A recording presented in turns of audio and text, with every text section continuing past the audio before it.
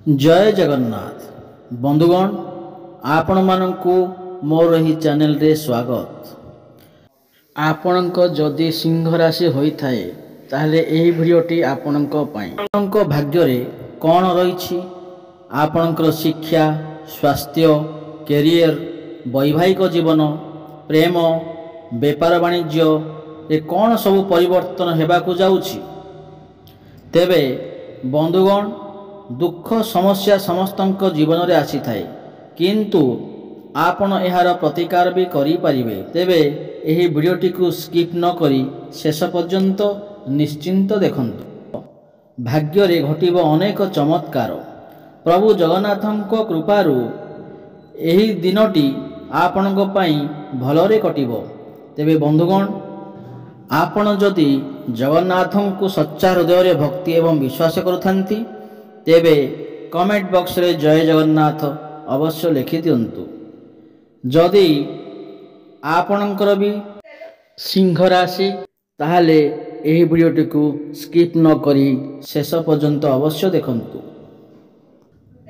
सिंह राशि जन्मित लोक माने उभय शक्तिशाली एवं दुर्बल फलाफल अटंती। जदिओ बृहस्पति गमनागमन दुर्बल रहिबो शनि गमनागमन आपणक पई संपूर्ण भल अटे। बृहस्पति गमनागमन मध्य भाग परे आपणक सपक्ष रे काम करिबा आरंभ करिवो। एही परि शनि गमनागमन ह्रास पाइबो। प्रत्येक गमनागमन उभय शक्तिशाली एवं दुर्बल फलाफल पाई पारे। एहा सत्वे राहुंक गमनागमन आरंभ होइतिबा चतुर्थ घरु एहार नकारात्मक को दूर करिवो। सेठारे अनेक अनुकूल फलाफल मिलिबो। फलस्वरूप शनि कौनसी समस्या घटी न पारे। घरोई जीवन किंबा पुराना समस्या संबंधी किछि समस्या लोप पाइबो। तथापि परिवर्तनर आत्मा मनु किछि मात्रा रे आनंदित करि पारे। बृहस्पति गमनागमन आर्थिक व्यापार उपरे सकारात्मक प्रभाव पकाइबो। फलस्वरूप आर्थिक संकट हेबो नहीं एवं राजस्व उत्सरे वृद्धि होई पारे। प्रेम विवाह विद्यालय शिक्षा एवं अन्यान्य क्षेत्र रे अधिक अनुकूल फलाफल मिल पारे। राहुंक चतुर्थ घरे रहिथिबा हेतु तुमे बहुत भावप्रवण देखाजिबो। जोंथि पई तुमर भावना को नियंत्रण रखिबा कष्टकर हेबो। एही परि परिस्थिति रे आपणकर स्वतंत्र मनोभाव लोक मानकु द्वंद्वरे पकाइबो एवं आपण विरक्त मध्य अनुभव करि पारंती। एहा आपणक पई भल हेबो। केवल निज भावना को अन्य मानकु जणाइबा ठारू दूरे रुहंतु। समाज रे तुमर स्थिति को सुदृढ़ करिबा एवं धन बुद्धि करिबा पई एही समय अनेक आश्चर्यजनक सुयोग आसीबार संभावना अछि। परिवार सदस्य माने आपणक जीवन रे विशेष गुरुत्व पाई परिबे। जोंथि पई तुमे सेमानक जीवन रे अनेक गुरुत्वपूर्ण निष्पत्ति रे जड़ित हेबो। सेमाने तुम सहित परामर्श करिवे। आपणक मध्यरु केतेक शॉपिंग करिबाकू जाई अलंकार किंबा घरोई जिनिस किनिबाकू योजना करि परिबे। तुम मानक मध्यरु अधिकांश तुमर भावना को नियंत्रण करिबाकू निर्देश देई पारंती। कारण यह संभव जे तुमर विलासपूर्णता बुद्धि पाइब। जोंथि पई तुमे तुमर कैरियर प्रति किछि मात्रा रे असावधानता देखा देबो। एही राशिर छात्र माने शिक्षक एवं पितामाता ठारू सहायता पाई परिबे। एपरि परिस्थिति रे तुमर समस्त संदेह दूर करिबा पई तुम शिक्षकक सहायता नेबा उचित बोली परामर्श दिया जाय अछि। तृतीय घरे कैरियर ग्रह शनि उपस्थिति एही मासरे भल फलाफल देई पारे। एही कारणरू तुमे तुमर कैरियर सहित भल फलाफल पाई परिबो एवं पद्मोन्नति एवं अन्यान्य प्रोत्साहन हासिल करि परिबो। आपण कठिन परिश्रम पई आपण स्वीकृति ग्रहण करूछंती। तृतीय घरे शनि स्थिति हेतु आपण निष्ठा एवं साहस हासिल करिबारे समर्थ हेबे। एही जिनिस गुडी को आपण को एही मासरे आपण को कैरियर सहित सफलतार शिखर रे पहुंचीबाकू मार्गदर्शन करि पारे। तुमर वरिष्ठ माने तुमर କୌଣସି କାର୍ଯ୍ୟ ଦ୍ୱାରା ଆଶ୍ଚର୍ଯ୍ୟ ହୋଇପାରନ୍ତି। ଆପଣ ନିଜ ପାଇଁ ଏକ ପ୍ରତିଷ୍ଠା ସ୍ଥାପନ କରିବାକୁ ସକ୍ଷମ ହୋଇପାରନ୍ତି। ଯଦି ଆପଣ ବ୍ୟବସାୟ କରୁଛନ୍ତି ତେବେ ଆପଣ ଭଲ ଲାଭ ହାସଲ କରିପାରନ୍ତି ଏବଂ ଆପଣଙ୍କ ପ୍ରତିଯୋଗୀମାନଙ୍କ ସହିତ ସମାନ ଭାବରେ ଏକ ଭଲ ଉଦାହରଣ ଭାବରେ ଛିଡ଼ା ହୋଇପାରନ୍ତି। ଏହି ମାସରେ ଆପଣ ଭାଗିଦାରୀ ବ୍ୟବସାୟ କରିବାରେ ମଧ୍ୟ ସଫଳ ହୋଇପାରନ୍ତି। ଏହି ମାସରେ ଆପଣଙ୍କର ପାଇଁ ଅଧିକ ଯାତ୍ରା ସମ୍ଭବ ହୋଇପାରେ। ଆପଣ ନେଟୱାର୍କିଂ ବ୍ୟବସାୟ କରିବାରେ ମଧ୍ୟ ସଫଳ ହୋଇପାରନ୍ତି ଏବଂ ଏତଦ୍ ବ୍ୟତୀତ ଆପଣ ନିଜ ବ୍ୟବସାୟ ପ୍ରତି ନିଜ ପାଇଁ ସୀମିତ ମାନ ସ୍ଥିର କରିବାକୁ ସମର୍ଥ ହୋଇପାରନ୍ତି। ବୃହସ୍ପତି ଷଷ୍ଠ ସ୍ଥାନ ଅଧିକାର କରିଥିବାରୁ ଆପଣଙ୍କ ସ୍ୱାସ୍ଥ୍ୟ ଏହି ମାସ ଆପଣ ଗଳା ସଂକ୍ରମଣ ଏବଂ ମେଦବହୁଳତା ଭଳି ସ୍ୱାସ୍ଥ୍ୟ ସମସ୍ୟାର ସମ୍ମୁଖୀନ ହୋଇପାରନ୍ତି। ମେଦବହୁଳତା ହେତୁ ଆପଣ ହୁଏତ ଅଧିକ ଓଜନ ହୋଇପାରନ୍ତି ଏବଂ ଏହା ଆପଣଙ୍କ ପାଇଁ ଏକ ହୋଇପାରେ ଏବଂ ଆପଣଙ୍କୁ କମ୍ ଆରାମରେ ରଖିପାରେ। କିନ୍ତୁ ଏହି ମାସରେ ଆପଣଙ୍କ ସ୍ୱାସ୍ଥ୍ୟ ସମ୍ବନ୍ଧରେ କୌଣସି ବଡ଼ ଘଟଣା ଘଟି ନପାରେ କାରଣ ଶନି ତୃତୀୟ ଘରେ ଅନୁକୂଳ ରଖିଛନ୍ତି। ଆହୁରି ମଧ୍ୟ ନିଜକୁ ଫିଟ୍ ରଖିବା ପାଇଁ ଧ୍ୟାନ ଏବଂ ଯୋଗ ଅନୁସରଣ କରିବା ଆପଣଙ୍କ ପାଇଁ ପରାମର୍ଶଦାୟକ ହୋଇପାରେ।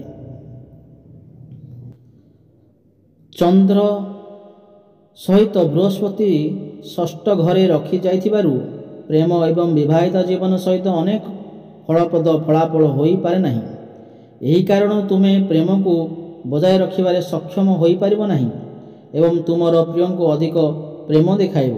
ତୁମର ପ୍ରିୟଙ୍କ ସହିତ ଭୁଲ ବୁଝାମଣା ଅଭାବ ହୋଇପାରେ ଏବଂ ଏହି କାରଣରୁ ତୁମେ ତୁମର ପ୍ରିୟ କିମ୍ବା ତୁମେ ଭଲ ପାଉଥିବା ବ୍ୟକ୍ତିଙ୍କ ସହିତ ରହିଥାଇପାରେ।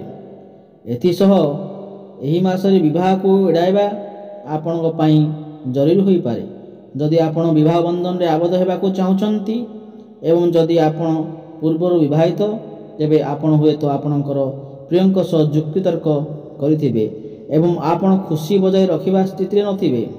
ପ୍ରମୁଖ ଗ୍ରହ ରାହୁଙ୍କ ସ୍ଥିତି ଚତୁର୍ଥ ଘରେ ଅନୁକୂଳ ନୁହେଁ ଏବଂ ବୃହସ୍ପତି ଷଷ୍ଠ ଘରେ ରଖାଯାଇଅଛି ଏବଂ ଏହା ଅନୁକୂଳ ବୋଲି କୁହାଯାଏ। ଶନିଙ୍କୁ ତୃତୀୟ ଘରେ ଦ୍ୱିତୀୟ ଏବଂ ତୃତୀୟ ଗୃହ ପ୍ରଭୁ ଭାବରେ ରଖାଯିବା ଜାରି ରହିଛି ଏବଂ ଏହା ଅତ୍ୟନ୍ତ ଅନୁକୂଳ ବୋଲି କୁହାଯାଏ। କେତୁ ଦଶମ ଘରେ ରଖାଯାଇଥାଏ ଏବଂ ଏହା ଅନୁକୂଳ ବୋଲି କୁହାଯାଏ। କ୍ୟାରିୟର ଗ୍ରହ ଶନି ଏହି ମାସରେ ଆପଣଙ୍କ ପାଇଁ ଅନୁକୂଳ ହୋଇପାରନ୍ତି ଏବଂ ଏହି କାରଣରୁ ଆପଣଙ୍କ ପ୍ରୟାସରେ ଅଧିକ ପ୍ରଗତି ଏବଂ ସ୍ଥିରତା ପାଇଁ ସମ୍ଭାବନା ଥାଇପାରେ। ଶନିଙ୍କ ସ୍ଥିତି ଆପଣଙ୍କ ଦକ୍ଷତା ପରୀକ୍ଷା ସମାପ୍ତ କରିବା ପରେ ଆପଣ ପୁରସ୍କାର ପାଇପାରିବେ।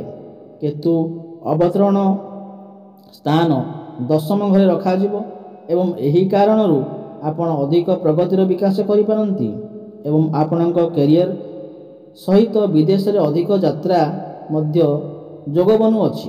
ତୁମର କ୍ୟାରିୟର ସହିତ ତୁମର ଜ୍ଞାନ ବଢ଼ିପାରେ ଏବଂ ତୁମେ ଏହି ମାସରେ ନୂତନ ଜିନିଷ ଶିଖିବାକୁ ଏବଂ ତୁମର ବୁଦ୍ଧି ବଢ଼ାଇବାକୁ ସମର୍ଥ ହୋଇପାରିବେ। ଏହି ମାସ ଆପଣଙ୍କ ଜୀବନ ପାଇଁ କିପରି ହେବ ଏବଂ ପରିବାର, ବୃତ୍ତି, ସ୍ୱାସ୍ଥ୍ୟ, ପ୍ରେମ ଇତ୍ୟାଦି କ୍ଷେତ୍ରରେ ଆପଣ ନିଶ୍ଚିନ୍ତ ଭାବରେ ଉନ୍ନତି କରିବେ। ବୃହସ୍ପତି ଷଷ୍ଠ ଘର ଦାଖଲ କରୁଥିବାରୁ ଏହି ସମୟ ମଧ୍ୟରେ ଆପଣଙ୍କ ପାଇଁ ଟଙ୍କା ପ୍ରବାହ ଭଲ ସ୍ଥିର ହୋଇନପାରେ। ଏହି କାରଣରୁ ଆପଣ ଖର୍ଚ୍ଚର ବୃଦ୍ଧି ଏବଂ ସଞ୍ଚୟ ପାଇଁ ମଧ୍ୟ ପରିସରର ସମ୍ମୁଖୀନ ହୋଇପାରନ୍ତି। ପ୍ରତିଶ୍ରୁତି ହେତୁ ଆପଣଙ୍କୁ ବ୍ୟାଙ୍କ କିମ୍ବା ଜଣାଶୁଣା ଉତ୍ସ ମାଧ୍ୟମରେ ଅନ୍ୟ ବ୍ୟକ୍ତିଙ୍କ ଠାରୁ ଋଣ ନେବାକୁ ପଡ଼ିପାରେ ଏବଂ ଏହା ଆପଣଙ୍କୁ ଅସୁବିଧାରେ ପକାଇପାରେ। ଭଲ ଟଙ୍କା ରଖିବାରେ ଆପଣ ସବୁବେଳେ କିଛି ବ୍ୟକ୍ତିଙ୍କ ସହିତ ସାକ୍ଷାତ ହୋଇପାରନ୍ତି ଏବଂ ଏହାର ଚିନ୍ତାର କାରଣ ମଧ୍ୟ ହୋଇପାରେ। ପରିବାର ଏବଂ ବନ୍ଧୁଗଣ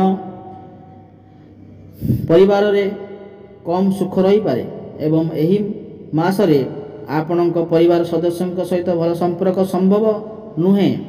ଆପଣ ହୁଏତ ଆପଣଙ୍କ ପରିବାର ସଦସ୍ୟଙ୍କ ସହିତ ବନ୍ଧନ ବଜାୟ ରଖିବା ସ୍ଥିତିରେ ନାହାନ୍ତି ଏବଂ ମୂଲ୍ୟବୋଧ ଆପଣଙ୍କ ପରିବାର ସଦସ୍ୟଙ୍କ ସହିତ ହଜିଯାଇପାରେ। ସମନ୍ୱୟର ଅଭାବ ହେତୁ ଆପଣଙ୍କ ପରିବାର ଲୋକଙ୍କ ସହିତ ଯୁକ୍ତିତର୍କ ହେବାର ସମ୍ଭାବନା ବନୁଅଛି। ଫଳସ୍ୱରୂପ ଆପଣ ନିଜ ପରିବାର ସଦସ୍ୟଙ୍କ ସହିତ ଖୁସି ହରାଇ ପାରନ୍ତି। ତେବେ ଆସନ୍ତୁ ଜାଣିବା ଏହାର ପ୍ରତିକାର। ଗୁରୁବାର ଦିନ ଗରିବ ଲୋକଙ୍କୁ ଖାଦ୍ୟ ଦାନ କରନ୍ତୁ ଏବଂ 108 ଥର ଓମ୍ ଗୁରୁଭ୍ୟେ ନମଃର ଜପ କରନ୍ତୁ। ଗୁରୁବାର ଦିନ ବୁଦ୍ଧ ବ୍ରାହ୍ମଣଙ୍କୁ ଖାଦ୍ୟ ଅର୍ପଣ କରନ୍ତୁ। ଏହା କରିବା ଦ୍ୱାରା ଆପଣଙ୍କ ଜୀବନରେ ଖୁସିର ଲହରୀ ଫେରି ଆସିବ। ଯଦି ଏହି ଭିଡ଼ିଓଟି ଆପଣଙ୍କୁ ଭଲ ଲାଗିଥାଏ ତେବେ ଭିଡ଼ିଓଟିକୁ ଗୋଟିଏ ଲାଇକ୍ କରନ୍ତୁ ଏବଂ ଯଦି ଆପଣ ଏହି ଚ୍ୟାନେଲକୁ ନୂଆ ଆସିଛନ୍ତି ତାହେଲେ ଚ୍ୟାନେଲଟିକୁ ସବସ୍କ୍ରାଇବ୍ କରିନିଅନ୍ତୁ ଏବଂ ପାଖରେ ଥିବା ବେଲ୍ ଆଇକନ୍କୁ ପ୍ରେସ୍ କରିଦିଅନ୍ତୁ। ତେବେ ଦର୍ଶକ ବନ୍ଧୁ ପୁଣି ଦେଖା ହେବ ଆଗାମୀ ଭିଡ଼ିଓରେ। ଜୟ ଜଗନ୍ନାଥ।